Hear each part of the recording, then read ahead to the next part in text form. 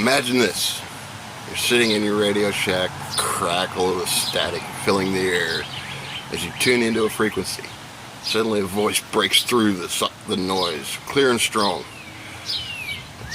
beckoning you to make contact. But how do you measure the strength of that signal? What do those numbers on your S meter mean? Join us as we unravel the mysteries of watts, decibels, and S units, unlocking the key to effective communication in the exhilarating world of amateur radio. Get ready to evaluate your radio game and embark on a journey where every signal tells a story.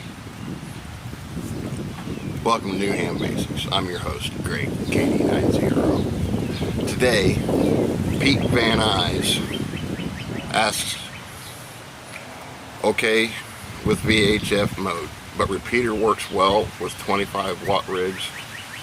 Now I'm taking this to mean that he's okay with using the VHF bands only, but he wants to know if repeaters can handle rigs that have higher or high output power.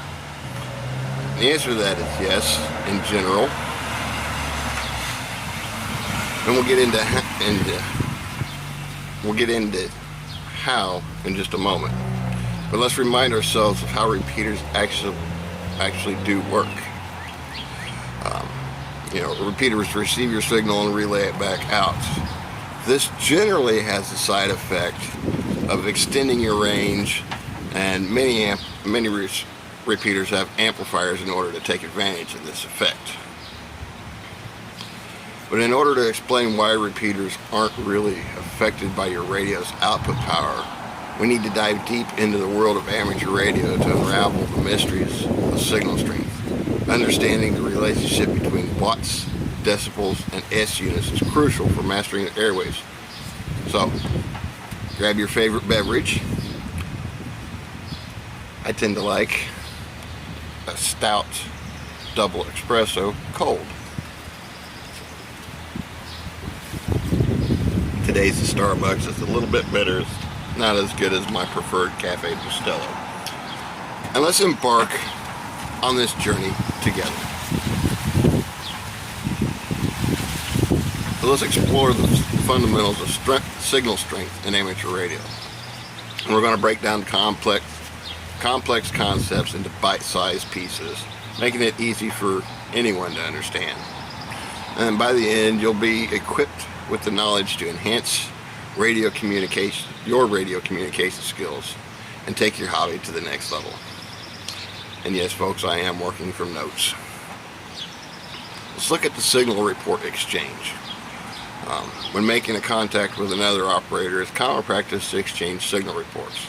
This usually consists of two numbers, the signal strength and the readability of the signal. Now, the signal strength is typically given in S units or dB. For example, a signal report of S9 means the signal is very strong, while S1 indicates a very weak signal.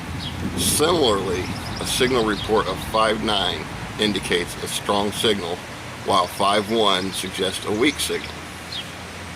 And the readability of the signal indicates how clear and understandable the signal is. It's usually given on a scale from 1 to 5, with 5 being the clearest. So for example, a readability of 5 means the signal is crystal clear, while a readability of 1 suggests that it's barely readable due to noise or interference. So now that we know what an S unit is and what a signal report is, we need to understand S units. So if you picture this, you're tuning into a frequency and suddenly you notice the signal strength meter jump up by 1 S unit. What does that mean exactly? Well, think of S units as the bars on your phone indicating signal strength.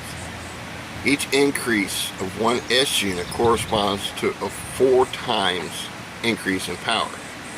So when your signal jumps by 1 S unit, it's like cranking up the volume on your favorite song 4 times louder. So now we need to decipher the decibels, or dB. The decibel unit is used to measure signal strength. Every 3 dB change either doubles or halves the power. That means the change of 6 dB represents a quadrupling of power. So we know that it takes 4 times the power to increase 1 S unit. So you double your power, you get half an S unit. You double it again, you get a full S unit. Imagine the roar of a crowd at a concert. That's the power of a 6 dB increase in signal strength. And if we bring this all together, we gotta ask ourselves the question, so how does all this knowledge help us in the world of amateur radio? Understanding units and decibels allows you to accurately gauge signal strength and make informed decisions about your equipment. Whether you're adjusting your antenna or fine-tuning your amplifier settings, knowing the impact of signal strength changes can greatly improve your communication experience. It's also important to note that S-meter readings and dB values are calculated differently for HF and VHF and UHF bands. And this is because the noise levels vary across different frequency bands, just like adjusting the brightness on your TV for different viewing environments. Calibrating for different bands ensures optimal signal strength. One thing to mention about signal reports, when you're on the VHF and UHF bands, you're probably not going to get a 5.9. And this is because a lot of those radios don't have an S meter on them. Your mobiles and your base stations do, but the majority of your UHF and VHF radios are going to be HTs, and the majority of those do not have an S meter. So you're probably going to get something like loud and clear, full quieting if it's good and very readable. Or you may get, you're coming in good, but you got some static behind it. You're going to get a more descriptive signal report than you would on the HF bands, where they're going to say, you're 5 and 9, means you're clear and you're loud, or you're 3 and 5, you're clear and I can hear you well, but there's some interference. So those are some things to remember about signal reports. They vary depending on what band you're on, because the readability of a signal report varies. And a lot of times you're going to run into somebody that's going to give you a 5.9 even if you're a 3.1. And they're just basically, those people are basically telling you, I hear you, I got a good copy. And some people will read the meter and, I can hear you pretty good, that's a 5 and say 8. The S meter shows 8. And then you get the ones that want to give you a more accurate signal report. You're coming in decent, you got some static behind you, you're pretty loud, but you're not blowing them up. You might get a 3 and 7. And that's a more accurate signal report. They're not going off the S meter, they're not going off of, I can hear you. They're going off of, I can hear you, but there's something going on there, and you're not as loud as you normally would be, or you're not as loud as some of the other people are. So you want to, I'm not saying don't trust a 5 and 9, but you want to be more apt to trust something other than a 5 and 9. On your UHF VHF bands, you're going to get a description more often than you're going to get a 5 and 9, and that's just simply because the majority of the radios that are used on those bands are HTs, and the majority of those don't have S meters. So to you, Pete, I say that the power of your radio produces has a little more effect on a repeater than simply turning up the volume. Think of it as talking to a large room and someone in the back can't hear you, so you ask for a microphone. That microphone, via amplifiers and speakers, carries your voice to the back, and the louder the speakers are turned up, the better the back of the room hears you. This is almost exactly the same with repeaters. You send your signal to the repeater grabs your signal, amplifies it, because it's going to retransmit it, so it's going to amplify it to whatever the base power output of that repeater is, and then if that repeater has an amplifier, it's going to amplify it even more, and thus extends your range so that people farther out can hear you.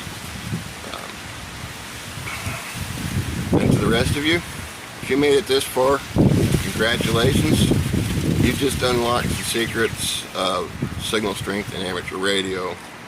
Armed with this knowledge, you're ready to navigate the airwaves with confidence and finesse. So keep exploring, keep experimenting, and most importantly, keep enjoying the wonderful world of amateur radio. It's time for another shot of this here espresso. Good Lord, that's bitter.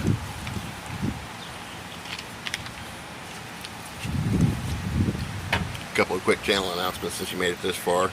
First off, if you'd like to support this channel, you can do it absolutely for free by clicking the subscribe button down below. Give us a like, shoot us a comment. Those are the things that help us out in the YouTube world. If you want us to be able to do things like product reviews and going to ham conventions or going to remote locations and those types of things, we're not sponsored. Currently don't have a budget, but we do have merchandise. We've got shirt designs, just about any style of shirt, various colors, men's and women's, sizes from toddler to 5X. We have two designs. We have a masculine design and a feminine design. We also carried those designs over into coffee cups and travel mugs.